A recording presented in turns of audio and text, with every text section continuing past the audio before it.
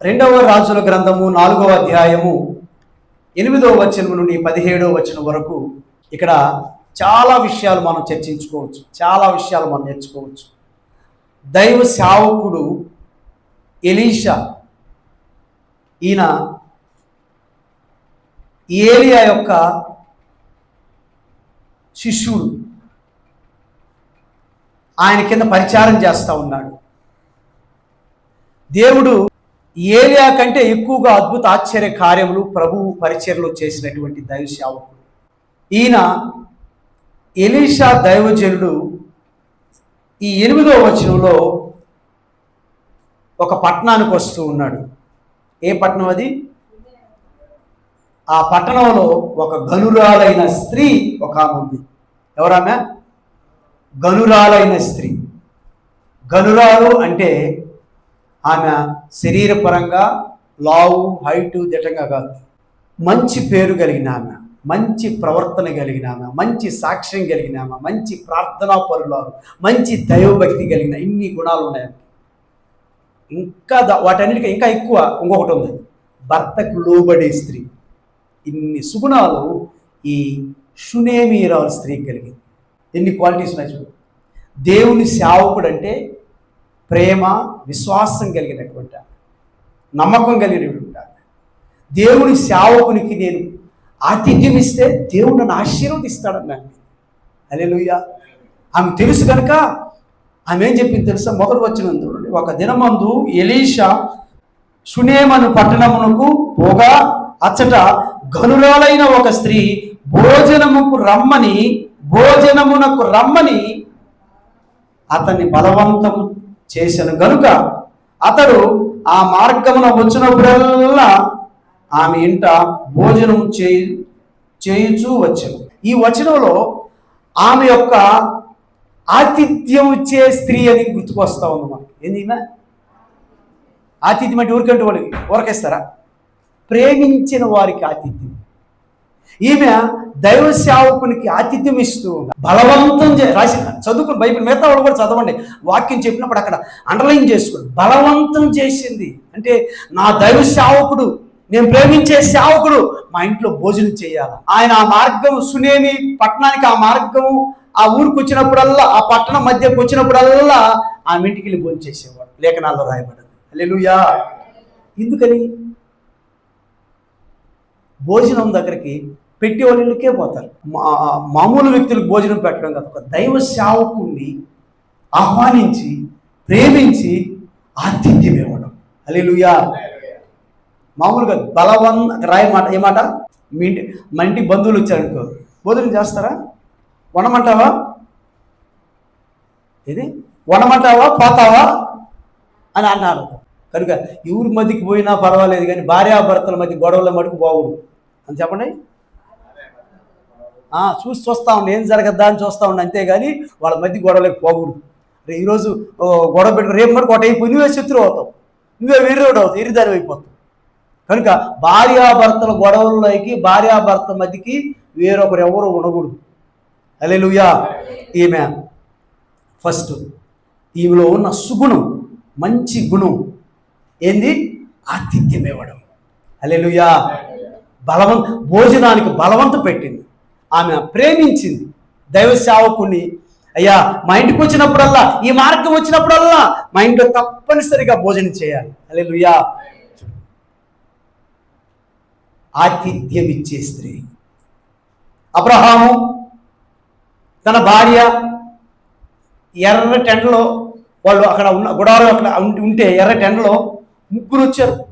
ఎర్ర టెండలో ఎవరు వాళ్ళు ముగ్గురు? దేవుని దూతలు వచ్చి రాగానే కాళ్ళు కడుక్కొని నీళ్ళు ఇచ్చాడు, తాగడానికి నీళ్ళు ఇచ్చాడు, మంచి కొవ్విన దూడను వధించి చేయమన్నాడు, మంచి పిండి రుబ్బి ఏంది రొట్టెలు చేయమన్నాడు, విందు చేయించాడు. అబ్రహాము, శారా ఆతిథ్యం ఇచ్చేటువంటి భార్యాభర్తలు. హల్లెలూయా చెప్పండి. ఒకరిస్తే కాదు, భార్యాభర్తలు ఇద్దరు ఇవ్వాలి. వాళ్ళు బాగా తిని తృప్తి చెంది ఏం చేశారు? ఆశీర్వదించారు. అమ్మా, వచ్చే సంవత్సరము ఈ నిర్ణయ కాలము చొప్పున, ఈ ఋతువున, ఈ సమయంలో నీ సంఖలోకి కొడుకు వస్తాడు. నవ్వింది ఊరానా? ఎందుకని? ఆమె గర్భం ఏమైపోయిందో ఆమెకు తెలుసు. ఉడికిపోయింది, ఎండిపోయింది, ఇంకా బిడ్డలు పుట్టరు, స్త్రీ అది స్త్రీ ధర్మం ఆగిపోయింది, పిల్లలు పుట్టరని కన్ఫర్మ్. చెప్పండి, ఇది జరగదు అని కన్ఫర్మ్. ఇక నా బ్రతుకు మారదు అని కన్ఫర్మ్. ఇంకా నా దగ్గరకు డబ్బులు రావు అని కన్ఫర్మ్. ఇంకా నన్ను భర్తలను తీసుకోబోదు అని కన్ఫర్మ్. ఇంకా మేము కలిసి ఉండలేమని కన్ఫర్మ్. నా బ్రతుకు ఇంకా బాగుపడదు. చాలా మంది ఇలా కన్ఫర్మ్ చేసుకుంటారు. ఎప్పుడు కన్ఫర్మ్ చేసుకోబాకండి. హల్లెలూయా. డాక్టర్ రిపోర్ట్ కూడా వస్తాయి. రిపోర్ట్లు తారుమారు చేస్తాడు దేవుడు. హల్లెలూయా చెప్పండి. నీ పేపర్లు, నీ డాక్యుమెంట్స్, నీ సర్టిఫికేట్లు, నీ ఎడ్యుకేషన్ తారుమారు చేస్తాడు మన దేవుడు. హల్లెలూయా, హల్లెలూయా. వాటితో సంబంధం కాదు, నీతో. నీ సర్టిఫికేట్లు కాదు, నీ బంగారు కాదు, నీకున్నవి కాదు, దేవుడికి నువ్వు ముఖ్యం. హల్లెలూయా. ఏం చేశాడు? అన్ని తారుమారు చేస్తాడు. ఈవనుకో నాకు పిల్లలు పుట్టరానికి వాళ్ళే దేవుని దూతలు వచ్చి ఆశీర్వదించాడు. అమ్మా వచ్చే సంవత్సరానికి ఈ ఋతువులో ఈ కాలంలో కొడుకు పుడతాడు. ఇవి నవీన్ గుడారంలోకి పోయి నవ్విందంట, నా కొడుకు పుడతాడంట. నా సంగతి నాకు తెలుసు, వాళ్ళకేం తెలుసు, ఆయనకేం తెలుసు అనుకునింది. సృష్టికర్త అయిన దేవుడికి నీ గురించి, మీ తాత గురించి, మీ ముత్తాత గురించి, నీకు పుట్టబోయే కొడుకులు కూతురు గురించి, నువ్వు ఏం కొంటావో, ఏ ఇల్లు కడతావో అన్నీ తెలుసు ఆయనకి. దేవుడు నిర్ణయ కాలము చొప్పున దేవుడు చెప్పిన మాట ఏది కూడా నిరర్ధకం కాదు. హల్లెలూయా. ఆమె స్త్రీ ధర్మం ఆగిపోయింది, బిడ్డలు పుట్టరని చెప్పిన ఆ గర్భాన్ని ఫలింపచేశాడు దేవుడు. చప్పటపడతాం. ఎరిగి ఉన్నానయ్యా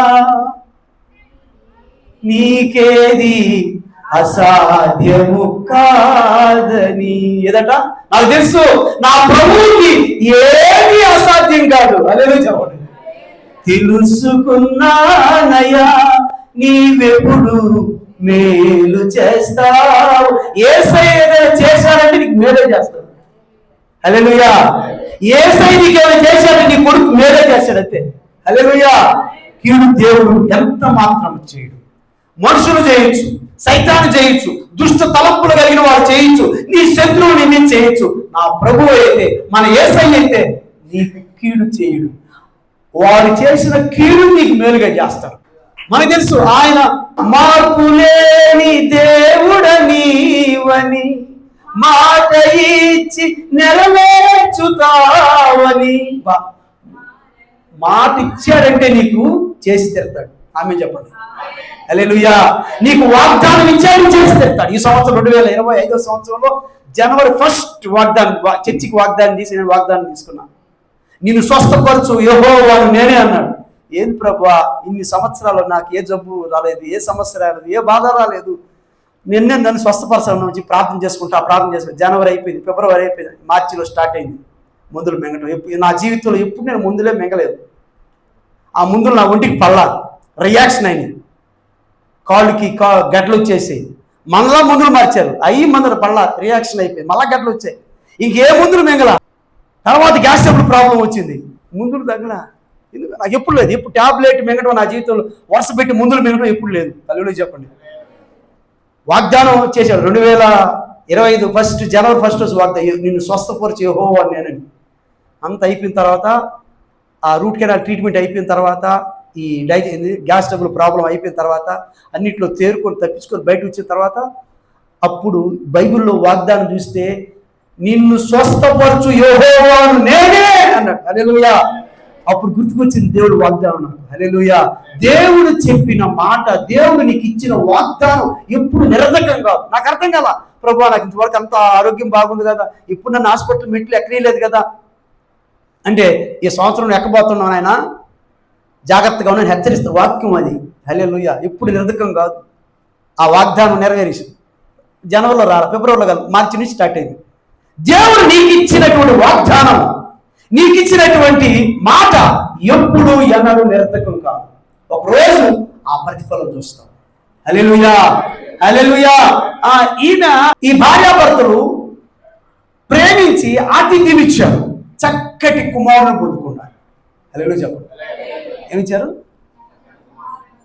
అసలు పుట్ట, మా పిల్లలు పుట్టపా అని చెప్పి ఆమె ముందే అడ్వాన్స్గా దాసితో పెళ్లి చేసుకో, దాసితో పిలకాలి కానీ అడ్వాన్స్ చెప్పేసింది కూడా చెప్పేసింది. తొందరపడవద్దు కొన్ని విషయాల్లో, పెళ్లి విషయంలో కానీ, ప్రేమ విషయంలో కానీ, లేదా దేవుడి చిత్తమే అని ప్రార్థన చేయండి. దేవుని నడిపింపు చూడండి. హల్లెలూయా. దేవుని కార్యం చూడండి, దేవుని కోసం ఎదురు చూడండి. దేవుడు అద్భుతం జరిగించాడు. స్త్రీ ధర్మం ఆగిపోయినా, బిడ్డలు పుట్టరని చెప్పినా, ఆమె గుడాలు వెనకపోయి నవ్వుకున్నా, దేవుడు చెప్పిన మాట నిరంతరం కాదు. కుమారుడు కన్నదాన. హల్లెలూయా. ఏ నోటితో నవ్విందో అని అని పాటపడింది. హల్లెలూయా. ఏంది? ఏం పాటపడింది? నీ నోటు నవ్వుతావా, ఎక్కిరిస్తావా, నీ నోటుతోనే పలికిస్తా. ఏ పాట అది? పాడారా? ఆ తల్లులు పాడారా? ఇప్పుడు కొడతా ఉన్నారు పిల్లకాయలు పట్టుకుని. హల్లెలూయా. దేవుడు అలాంటి కార్యాలు చేయగలరు. నువ్వు నమ్మాలి, విశ్వసించాలి. మన ప్రభు కంటికి కనబడని కార్యాలు, చెవుకు వినబడని కార్యాలు, మనుష్య హృదయానికి గోచరం కాని కార్యాలు మన ప్రభు జరిగిస్తారు. నమ్మిన వాళ్ళు గట్టిగా చప్పట్లు కొట్టండి. మనకి రుజువు ఏంటంటే, ఇదిగో నేను చదువుకున్న పట్టా డిగ్రీ MA BEd, ఇదిగో హాస్పిటల్లో నాకు రిపోర్ట్ ఇచ్చాడు, చచ్చిపోతానంట, గడ్లు వచ్చాయంట. డాక్టర్ చెప్పారు. ఎవరు చెప్పారు? డాక్టర్ చెప్తానే ఉంటారు, ముందు ఇస్తానే ఉంటారు. స్కానింగ్లు, MRI, CT, చెత్త అన్ని చెత్తపోతే అన్ని రాస్తా ఉంటారు. నువ్వు తీసుకుంటా మిగటమే. నీకు అసలు బ్లూ ప్రింట్ ప్రభు దగ్గర నుంచి రావాలి. హల్లెలూయా. ఇష్టప్రకారం డాక్టర్ రాసేస్తారు. మన పరమ వైద్యుడు ప్రభువా, నువ్వు ఆశీర్వదిస్తే తప్ప నాకు కుమారుడు కానీ కుమార్తె కానీ పుట్టరు. నువ్వు దీవిస్తే తప్ప అద్భుతం జరగదు. నువ్వు గుంపులు విప్పితే తప్ప కార్యం జరగదు. నువ్వు తాగితే తప్ప నా శరీరంలో స్వస్థత రాదు. నువ్వు నన్ను గురించి ఆలోచించు ప్రభు, సహాయం చేయు అని వేడుకోవాలి మనం. హల్లెలూయా. దేవుడు చెప్పిన మాట నిర్ణయ కాలము చొప్పున శారా గర్భము ధరించి కుమారుని కని సంకలో బిడ్డెత్తుకొని ఓ అయ్యి అని పాడబడింది. హల్లెలూయా. హల్లెలూయా.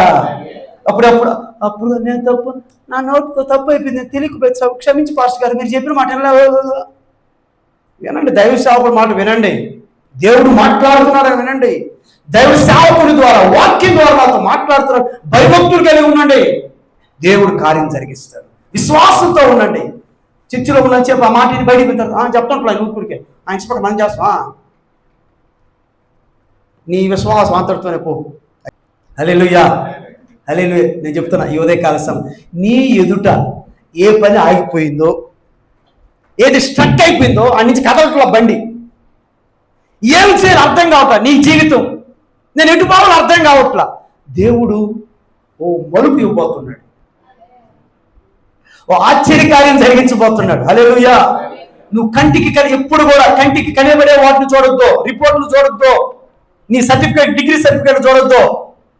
నీకున్న రోగబలం, మోకబలం, రోగబలం, మోకబలం, ఈ భూలోకంలో జీవించాలంటే రెండు, రోగబలం వల్ల ఉండాలా, మోకబలం ఉండాలి. గుడ్డుబాయి మంచినీళ్ళ బాయి చెప్పానా? నాది మంచినీళ్ళ బాయి, మీదే అప్పుడప్పుడు గుడ్డుబాయి, అప్పుడప్పుడు మంచినీళ్ళ బాయి. అక్కడ దవ్వ మంచిది కాదు. అందుకే యాకోబు భక్తుడు అన్నాడు, ఒక జలలో ఉప్పు నీళ్లు, ఒక జలలో మంచినీళ్ళు రావు. కొంచెంసేపు బోరు కొడతా ఉంటే మంచినీళ్ళు వస్తాయి, కొంచెంసేపు ఉప్పు నీళ్ళు అట్లా రావు.